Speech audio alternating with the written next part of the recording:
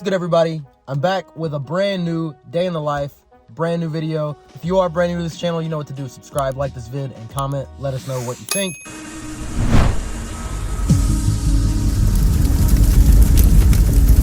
I feel refreshed, man. I feel very, very refreshed. I went on a 7-day cruise. Probably a little too long. It was my first ever cruise, so I booked a 7-day just to pretty much leave the country for a little bit. I've never left the country.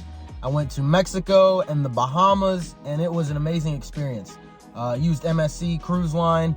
Definitely 100% recommend it to you guys if you guys have never been on a cruise. MSC Cruise Line. Great staff, great food, good vibes, all that good stuff. We'll be in Columbus this Friday, flying out Friday morning. We'll be there from Friday to Sunday. We're going to be hosting a trade night with Card Collector 2. As you guys know, Ryan, he is going to be hosting his trade night along with Jacob, Josh, and myself. So I am extremely excited. First time ever going out to Ohio. If you guys can make it, definitely try to make it out there. This Friday, 6 to 9 p.m. There's going to be a lot of giveaways, food, box breaks, everything you can think of, and we're going to have a great time, shoot a lot of content. I'm recording this video right now from my car in the sun. I turned off the AC for a bit, and that was not the move. I mean, it's hot. You know, I actually never showed this to you guys, so shout out to Drew. If you guys don't follow Drew, follow him at 271 Sports Memorabilia on Instagram. He actually gifted me this Tyler Hero. This is sick. JSA authenticated. That's a cool one right there. Sweet piece. Thank you so much, Drew. Again, give him a follow on Instagram. He's one of my boys, and appreciate the nice piece. Tyler Hero, JSA authenticated, signed jersey. It's a really cool one. I got to get a nice frame for this. Hopefully put it up beside the Kobe poster or something, or maybe on this side of the office. Who knows? But yeah, shout out again to Drew. Here's some new stuff that I just got in the mail as well. Zach Wilson, Panini 1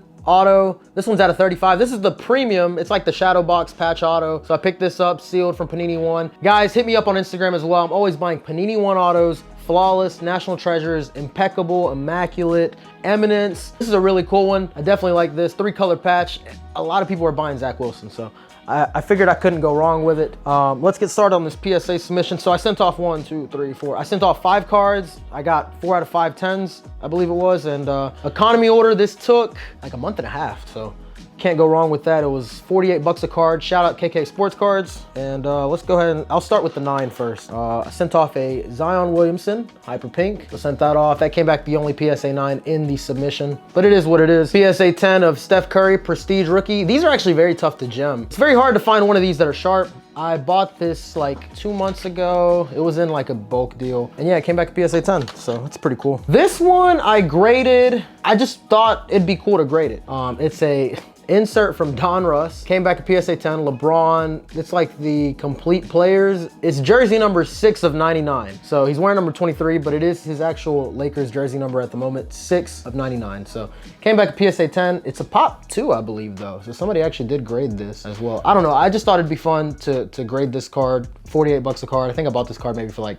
30 bucks or something like that. It's a good eBay card. I think this is something, you know, you put the jersey number on there. It's got a nice photo. It's a nice eBay card. Speaking of another champion, we got a Jordan Poole Ruby Wave PSA 10. It's a pretty cool one right there. I bought this in a big lot a couple months back, so figured I'd send that off. And then one of my favorite ones that I did send off, came back another PSA 10, was the Cole Anthony Genesis from Mosaic PSA 10. These are always very, very popular. Cole Anthony's very cheap right now, so I figured I'd send that off in an economy order. One order that I actually sent in myself, not in a group submission. It was a Luka Doncic Flawless, excellent signatures out of 25. It came back a PSA 8 with a 10 auto. I knew it was off-centered, so I wanted to get like a 9-10 at least, but came back an 8-10. Thick cards. Very, very delicate to grade. So shout out to PSA. This was a regular order. PSA regular, when you send in by yourself, at least when I've done it now, it's literally taken like 2-3 weeks maximum. So you can't really beat that. Especially a card that if you're really not breaking the bank, but if you're trying to get it slabbed immediately, like let's say like $1,000 to $2,000 card, I'd say that it's probably the best bet. I mean, regular's really just killing it. So can't complain with the results that I got there. I do want to tell you guys about the Mac Jones purchase. So I bought it for a pretty safe price that I felt very comfortable at. I want to tell you guys, when a product comes out, this is just some free game here. When a product comes out, a brand new product, it's very, very hot immediately. So I was calculating, like, where do I feel safe at when I bought this Mac Jones? Because there was no sales. There was no sales on a horizontal or a vertical. So, you know, at that point, you have to compare to other players. You have to compare it to Lawrence, Fields, Wilson. It's all said and done. When these prices stop getting shilled for the first 1, 2, 3 weeks on eBay, those first few sales, because it's always tough when the product's out. You always got to be the first one to sell it to get the highest price, or most of the time, the listings on eBay are very shilled. So I bought it for a price that I felt comfortable at. And it's crazy because I was going to buy a Justin Fields lot, 2 of them. Horizontal and a vertical, flawless RPA. We offered pretty strong, and the guy passed. At the time when I wanted to buy these Justin Fields cards, there was sales on Justin Fields, but they were shilled. You could already see it in the bids. You know, you could definitely see there was a bunch of zero feedbacks bidding on Justin Fields true RPA. It's always best to sell early than sell too late, because only few will really understand that. Whenever a product comes out, you gotta be the first one on the market, or you gotta sell it immediately, because once everything corrects itself within the next 2-3 weeks, when you start seeing true sales, then, you know, you see what it's really worth. Like, for example, the Fields true RPA, it was being showed up to like 12,000. And then when the real sales came out, you know, it's like 6,000. That's what really happens when true sales go through, when there's no more shilling. Moral of the story, honestly, is, guys, it's better to sell early than to sell too late. Another prime example, I bought last year a Mac Jones Kaboom. And I remember at the time it was comping like 2,500. So I bought it for, it was a good price. I think I bought it for 1,800 or something like that. And I felt really, really good about that. I ended up selling it for like 2K or something like that. You know, I made a couple $100, kept it moving. But if I would have held that card like 2 weeks later, there was a new comp, 1,700.